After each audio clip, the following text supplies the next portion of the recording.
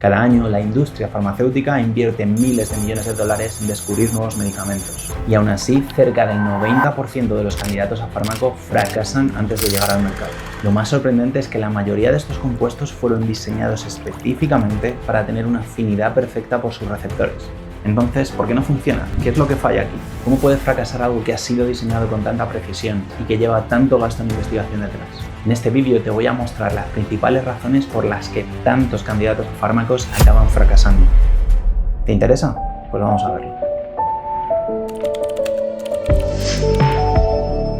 Las interacciones entre biomoléculas son absolutamente esenciales para la vida. De hecho, en los seres vivos se producen innumerables eventos de unión cada segundo. Prácticamente todas las biomoléculas, desde ácidos nucleicos hasta carbohidratos, participan en estas complejas redes de interacciones. La naturaleza de las biomoléculas implicadas y el tipo de interacciones entre ellas va a determinar el resultado biológico que se obtiene. Por ejemplo, la catalización de una reacción química o el inicio de una cascada de señalización molecular en cadena. En particular, la reacción entre un fármaco y su receptor objetivo representa el principio fundamental de la intervención farmacológica. El receptor no es más que una biomacromolécula diana que abarca distintas clases, como proteínas o ácidos nucleicos, y que al unirse al fármaco da lugar a una respuesta biológica específica. Por su parte, el fármaco suele ser una molécula orgánica pequeña en comparación con el tamaño del receptor. La respuesta biológica resultante se considera proporcional a la cantidad de complejos fármaco-receptor formados, pero vamos a ver que no es tan sencillo como eso. Por ello, gran parte de los esfuerzos de la biociencia moderna se centra en dilucidar los aspectos estructurales y funcionales de estas interacciones, para poder llevar a cabo lo que se llama el diseño racional de fármacos, optimizando así su eficacia terapéutica e intentando minimizar las reacciones adversas. La estrategia del descubrimiento de fármacos. El dogma central del descubrimiento y desarrollo de un fármaco comienza normalmente con la identificación de un receptor o target que sea clínicamente relevante y que sea susceptible de que pueda desarrollarse un fármaco que interaccione de alguna forma con él. Este receptor es típicamente una proteína que tiene un papel importante en alguna enfermedad. El siguiente paso es la búsqueda del mejor posible binder, es decir, de la molécula que mejor pueda unirse, entendiendo como mejor con más afinidad, haciendo lo que se llama un screening molecular de candidatos, ya sea desde librerías moleculares que contengan moléculas de nuestro interés o bien por diseño racional de fármacos, basándonos en la estructura tridimensional del receptor que nos interesa. Y para ello, por supuesto, es un requisito que haya una estructura tridimensional del receptor, aunque es cierto que hoy en día con herramientas como AlphaFold u otras similares se ha avanzado también mucho en este sentido. A las moléculas que obtuviéramos de este screening molecular las llamamos hits, que no son más que moléculas que han demostrado que se pueden unir al receptor de interés con una cierta afinidad umbral que nosotros definimos. Los hits de alta afinidad que han salido del screening se van a optimizar para transformarse en lo que se llaman compuestos leads, y esa optimización que se realiza vía síntesis química busca mejorar su afinidad por el receptor, sus propiedades farmacocinéticas o para minimizar los efectos laterales sobre otros receptores. De estos compuestos lead serían testados en estudios preclínicos y finalmente en ensayos clínicos en humanos. Y finalmente, si el candidato o candidatos a fármaco pasan todo este larguísimo y complejo proceso, serán manufacturados y distribuidos como un fármaco. Todo esto que os he contado hasta ahora lleva años y años de investigación y de inversión por parte de las compañías farmacéuticas y tiene una tasa de fracaso aún así, como comentábamos al principio del vídeo, enorme. ¿Pero dónde está el problema aquí? Bueno, vamos a intentar resolverlo. El fracaso de la aproximación clásica. La química médica tradicional se ha centrado históricamente en intentar maximizar la afinidad del ligando o del candidato a fármaco por el receptor. Es decir, que el complejo formado ligando o candidato a fármaco y su receptor tengan la estabilidad termodinámica mayor posible. Esta estabilidad termodinámica se puede cuantificar mediante la constante de equilibrio de disociación, también conocida como KD, y para conseguir mejorar la afinidad, lo que se suele buscar normalmente es maximizar el número de interacciones no covalentes estabilizantes en el sitio de unión. Por ejemplo, maximizar los puentes de hidrógeno, las interacciones iónicas, las fuerzas de Van der Waals, etc., entre el ligando y el receptor. Aunque también hay que considerar el efecto de la desolvatación, es decir, de romper interacciones agua-ligando y agua-receptor, y de la entropía de la reacción. Recordemos que la premisa de la que se partía es que cuanto mayor sea el número de complejos ligando-receptor, mayor será el efecto biológico de ese fármaco. Pero hay un problema. ¿Por qué fallan tanto los fármacos optimizados para tener la máxima afinidad? Pues esta alta tasa de fallos se puede resumir en 3 puntos fundamentales. 1. El problema del contexto biológico real. Este problema hace referencia a la incapacidad de predecir una interacción efectiva entre el candidato a fármaco y el receptor debido a factores fisiológicos complejos. Por ejemplo, una distribución asimétrica del fármaco en el organismo, su potencial unión a proteínas plasmáticas o la degradación por parte de otras enzimas, etc.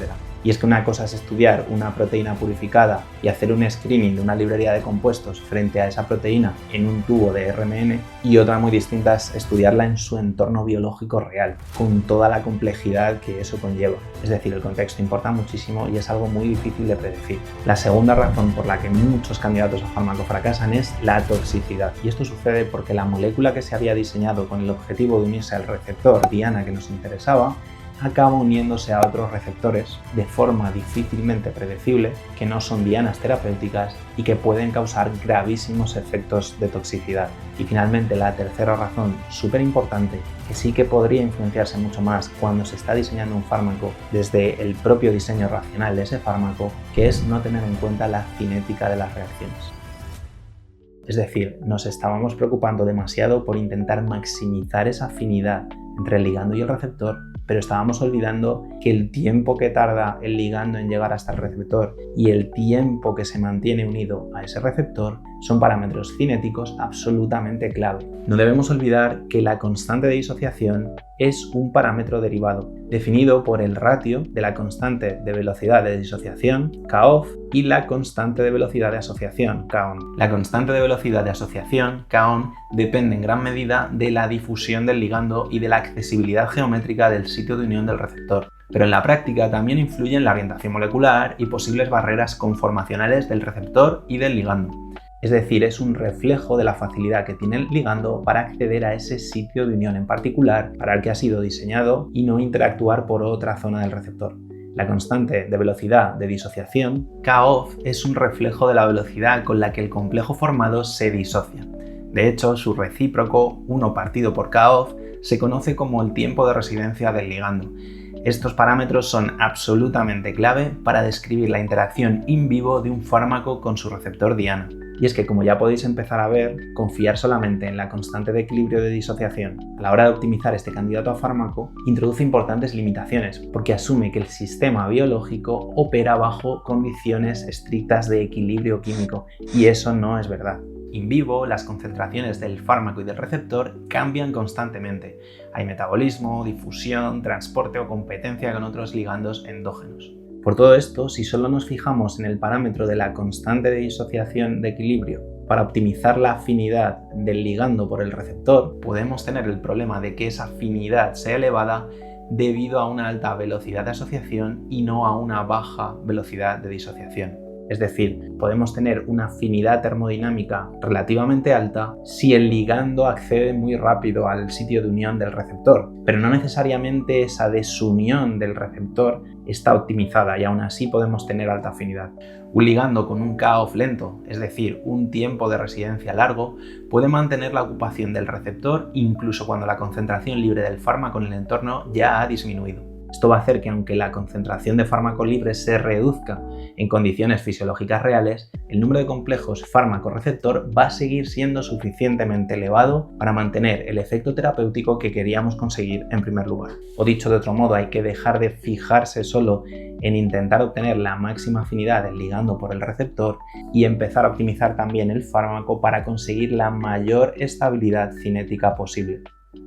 En resumen, las altas tasas de fracaso de candidatos a fármacos de alta afinidad no proviene de un fallo per se en el diseño racional del fármaco, sino más bien en una definición incompleta del criterio de éxito farmacológico. Y es que, como hemos visto, una constante de equilibrio de disociación baja, lo que equivale a una alta afinidad, representa una condición necesaria, pero insuficiente para un traslado exitoso del fármaco a la clínica. Los factores decisivos son dinámicos y contextuales e incluyen el tiempo de residencia del fármaco en el sitio de unión del receptor. Y por supuesto también hay que tener en cuenta los efectos de toxicidad laterales y de la falta de eficacia que se pueda producir por las condiciones fisiológicas reales de la localización donde el fármaco debe actuar. Si este tema os interesa, dejadnos un comentario y en futuros vídeos profundizaremos muchísimo más en él. Espero que os haya gustado y nos vemos en el siguiente. ¡Chao!